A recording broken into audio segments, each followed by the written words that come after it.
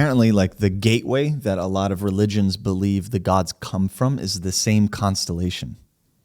There's like one main constellation. I think it's Sagittarius. What? Yeah. I think, I don't know, or Hercules' belt. Orion's belt? Sorry, Orion's belt. Yeah. Yeah, help me out here. Yeah, Hercules' that's apparently... Hercules' pajamas. Right. Disney. Okay. Right.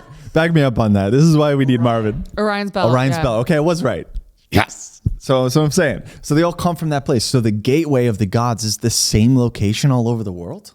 What is happening in our planet? And then look this up. What is the nearest exoplanet? What's an exoplanet? Exoplanet is basically like, I don't know what EXO stands for, but basically it's a planet that is possibly habitable outside of our solar system. Ooh. It exists outside of a star. Right. And where is... The sun. Okay. The first one that we found was, it starts with an A. Alpha Centauri. That's the name of it. Alpha Centauri. Alpha Centauri. Alpha Centauri was like the first major exoplanet where we were like, what? But now they're discovering water all over our solar system. Yeah. Have you been hearing about this, Marvin? This is crazy. So we launched the most sophisticated telescope, and it is... James Webb Telescope. Is that Yes. what you're talking about? Oh my God. And we haven't even gotten the cool shit yet. I know. I cannot wait to see those images because the images of Saturn already are just the most mind-blowing thing I've ever experienced. Well, there's one astronomer that is looking for the first sign of light in the existence of the entire universe using that telescope. That They can do that? that gives me goosebumps. Yeah, I know. That's like finding God. I know. What? Like just even thinking, I remember as a kid when we learned about space and planet and just like zooming out mentally in my mind and thinking about how the universe just doesn't end. Like that as a concept just blew my mind. The whole thing just blows my mind. Like I can't even wrap my wee little brain around it. Like it's so much to take in. And yet people don't believe in God. Yeah. You know, like you don't have to believe in the form of God.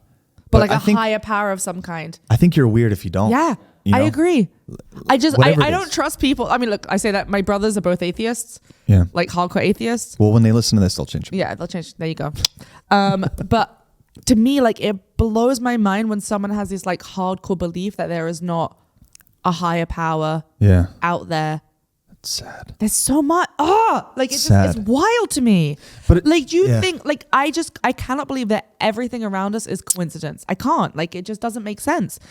And I've seen things that yeah. Here's the way I kind of look at it, I right? need more coffee. It's too much for me to handle. There's really like two arguments, right? There's chaos and then there's Adam. Yes. That's basically all religion in a Right. nutshell. Is everything just chaotically where it is today Right. because of primordial soup and Right. whatever? Or is there a higher power Or is there directing higher it? Yeah. I honestly think that on the higher planes of existence, right? Like the structure of why gravity brings in gas to form a planet and put it into a sphere and allowing the mixture of chemicals to allow life. That's God, right? So I feel like it's like almost like when you draw a circle, God is just the line and everything in between is just fucking. I mean, I think it was Right? Thomas Aquinas, and I could be wrong on this, but I believe it was Thomas Aquinas that the theory of like, he said like nothing comes from nothing. Like there has to be a starting point, right? Right. And this is like early theology. Like Thomas Aquinas was around like we have these telescopes and everything.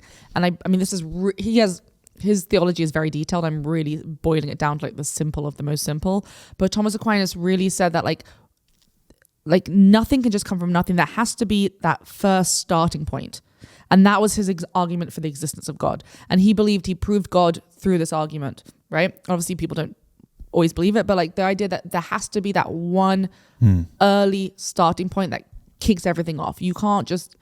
Nothing is just created. Like there has to be something that kicks it off and starts it. And that was how he, in his mind, proved God's existence, right? And obviously there's more details to it, but Right. But it's sensible. It's very sensible. And this is like a pre-scientific era, right? So this Right. is like going back, this is just using reasoning.